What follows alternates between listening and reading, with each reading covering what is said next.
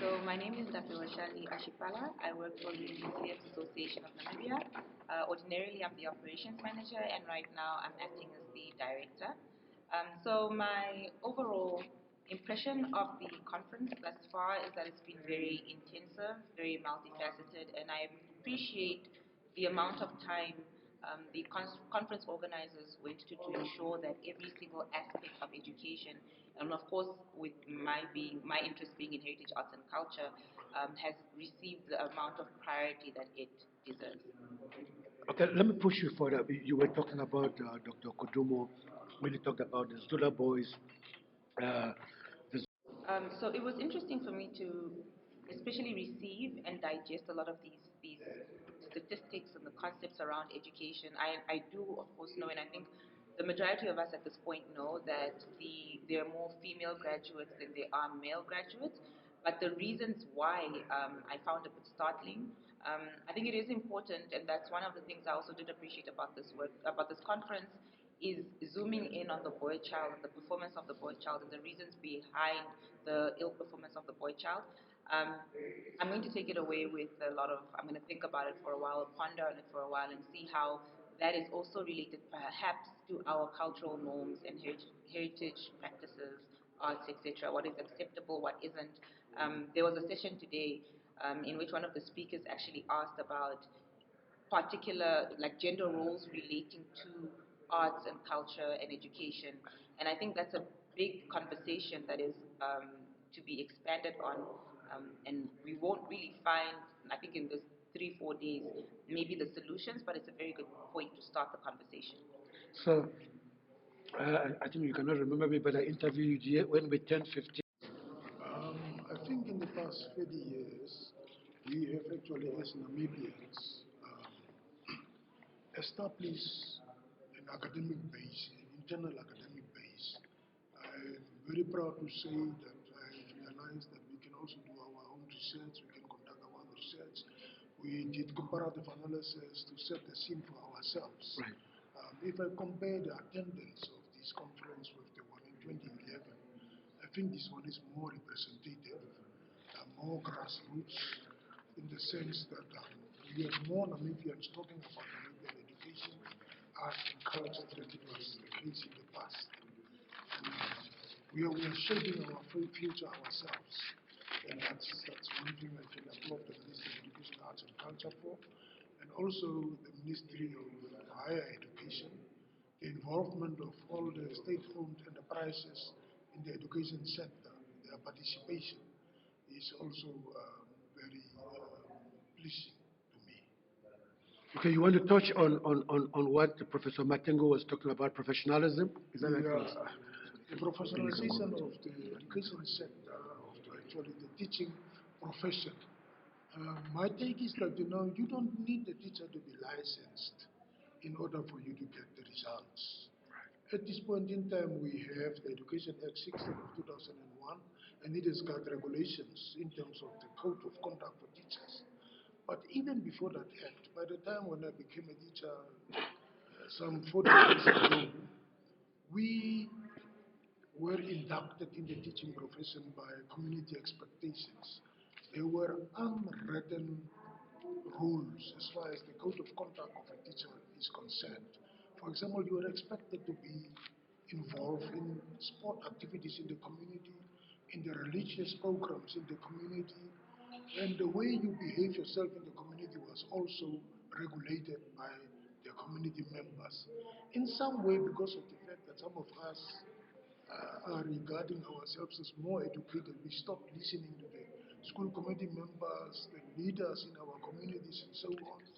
And that is why we are now thinking about an external regulatory body for someone who is operating in a community, who can right there and there be taken to task by the people if he or his behavior is out of line. Yeah. That's why I said yesterday, after that presentation, that you don't need the regulatory body actually. But in the teacher training already, we need to instill those efforts and the ethics, a code of conduct of do's and don'ts for a teacher. It's starting from the dress code, the language you use, the way you behave yourself in the community. So that by the time I enter the classroom, I am serving in the community, I already know how I should conduct myself as a teacher. You might have met a lot of retired teachers of yesteryear, the 60s and so on. Yes. They will not appear in public dress in shabby clothing, with torn jeans and with hair that is not combed and so forth. That's that even the females, the dress code. Nowadays you will see that the way the female teachers are dressed when they get to school, it's not a good example they are setting for the younger generation that they are teaching. So for those things you actually do not need a body. It is just a culture. It's just the way you behave when you enter the profession. So those of us who have been experienced, who have been there, should also make sure that we model that so that the young generation can emulate what we are doing. I just want to push you again on standards. You want to talk on standards? Is that okay, Franz? Then we'll come back to Ndapewa to talk But on. maybe let's Yes, just build this one. do that. You Do that. you you are really a senior Pedagogic. in the sector, Yeah. but also maybe as an educationalist. I don't know really your view, and I'm trying to solicit your view here. The market. We have seriously higher unemployed rate in the country. This is the unemployed youth, and both graduates and those non-graduate. So the idea is, how is our teaching? Is it because it seems like the teaching is not really matching with the market demand or market needs? Maybe just your view around that and how best we formulate ourselves, our education. So Right. Yeah, you have the Namibian Training Authority in our country. What they have done through their Standards Assessment and Certification Council is that they set up industry skills committees so that you hear from the industry which skills are in shortage. Yeah, so that in their training programs, they bring in those elements. Now, we need to look at if we think in the direction of industrializing our country, we need to start to think about setting up industries. And then in our training and education programs, that we prepare our young generation to meet the requirements of the industries. Now, when we talk about unemployment, um, if we don't set up industries, if we don't beneficiate the raw materials that are extracted, but we are merely exporting them, there is no way we would be able to create employment. And we cannot create employment. We are now saying the youth are unemployed because we don't meet the skills of the industry. But if the industry does not exist, for which market do we train them? That is yeah, okay. maybe Okay. the private you just speak from Yeah. what he's saying, but more you see heritage. How do heritage fit in employment? How do heritage fit in education and our own identity, both vis-a-vis growth and economy? Yeah. Right. So firstly, I want to start by saying there is nowhere. I want to start by saying that there is nowhere where heritage, arts, and culture does not fit. So I'm going to reverse your question. Right. So I'm going to reverse your question rather than to ask where does heritage, arts, and culture fit in employment or in education. I'm going to take it back and say there's nowhere that it doesn't fit. Um, my senior spoke about teachers. We know teachers to be people who are well dressed, and in our communities, as growing up, somebody that is a community leader. And then he said, someone that is a teacher is someone that's taken to task, right? The community takes them to task if they don't act accordingly. But that is all linked to culture. We want to be so globalized and so modern that we throw the baby out with the bathwater. We want to speak English in a certain way and dress a certain way to show how Western we are. And with that, we throw away everything that is who we are. It's very easy to be colonized if you don't know who you are, and especially if you think you are inferior. So when we ask questions like where does heritage, arts, and culture fit in creating employment? Everywhere. Where does it fit in education? Everywhere. There is no education, there is no employment, there is no health system, there is nothing, there is no healthy society in which people who do not know who they are who they're from, why they do certain things. You'll see earlier somebody mentioned that even in the workforce, you go to work and somebody walks in, and you go to a government or you go to an office and you walk in and you greet the person and they say, that is not our culture. But you leave your culture at home. The idea and the understanding of being compassionate, of being a human being within a community is completely lost on us. I shudder. I cannot walk past somebody and not acknowledge their existence. Even if it's somebody in the street, you nod, you say hello, you carry on walking. These are the things that make us employable. These are the things that make us able to work in an environment. An office is somewhere you spend, the people you spend the time in the office with, you spend more than mostly your family members. You spend more time with them than you do with your family members, sometimes more than your spouse. But you can't get along. You don't have any respect for the elders. You don't have any respect for your juniors. You don't have any respect for your peers. You don't have respect for language and communication, just decent communication. These things all play a role. So how do we have a society that is fruitful, that is engaging, and that is constructive if you don't have a society where people respect each other themselves and they know and knowing themselves? So when it comes to the production of art, when it comes to the maintenance of culture, when it comes to socio-economic development of the country. Yes. All of these things are directly linked to the importance and understanding and the preservation of culture and the creation of new art. So it's interesting how a lot of the time right now, because we are so globalized and we are so westernly influenced, that we remove culture of life. And there's no way. You cannot have mathematics without culture. You cannot understand physical science without culture. You cannot understand your agriculture. Imagine you're studying agriculture at school as a subject, but you don't know how to sow seeds in your grandmother's field. These things are all linked, and not only are they linked, but they also enhance the educational experience, which is something that a lot of my my colleagues from our sector, from Heritage Arts and Culture, mentioned throughout this conference is that you cannot do mathematics. If you want children to pass their mathematics well, you teach them Owela. If you want children to know how to sew, how to do all of these physical science, biology, you teach them their culture, because we cannot remove the idea of Ndapewo, we are coming there. I just saw, I will come back to, I just saw the comrade nodding. You want to cross-pollinate or you want to, yeah.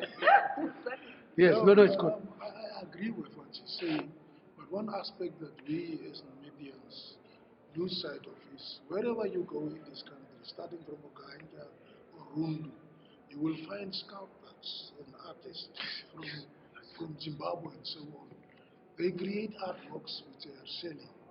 And we have in the same way also Namibians. I don't know why our people do not go also just like those people and they market their products in street corners and so forth. I have seen some of our people's paintings at the National Art Gallery of Namibia. They are displayed there. But I never knew that they have an opportunity that they can display their products in the Bushka room.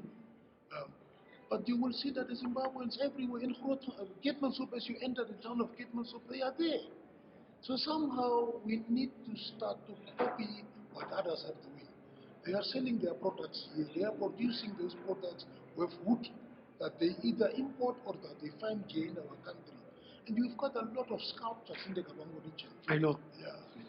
Maybe You have a lot of people that can make use of wiring and so forth and create. When you go to Swakopmund, I don't know in terms of numbers whether the Namibians are outnumbering the foreigners or the expatriates with regard to people that are selling their artworks. I hear you.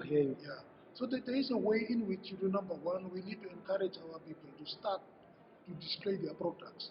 If you go to the crystal market there outside Jusagos, Yes. our people are using stones to create these things. But they are at limited spots. When you talk about fashion and design, um, if you walk around there now in Windhoek, here, in the central business district, you will find that many of the tailors are coming from the other countries. But when I grew up in Auchu, we had men that were using those machines to make clothes, the singer machines. I don't know whether that art was lost on our people or whether our people have just abandoned that craft. So what I would like to say is that our people should learn to know that you can also make a living from your art and tradition and culture. I just want maybe just in conclusion from your side, maybe just also if you can talk about the aspect around synergy and collaboration and all these stakeholders that are here and going forward. Yeah, maybe just something around that. Yeah, we are always saying that education is actually a public good and it's a shared responsibility. Now that we have converged for these 4 days and talk about areas where we need to improve in education, I think we should stop as operating in silos. We should now put our heads together and not wait for another conference in another 10 years and to talk about we are operating in compartments, but that we as nationals should from time to time get together and talk about these issues. I'm glad that people from arts and culture are also around.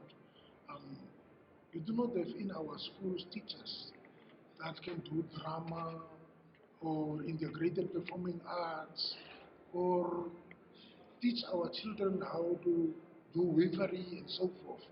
If those people can also come on board and brought on board by schools so that over weekends we can keep our children productively busy, it will work.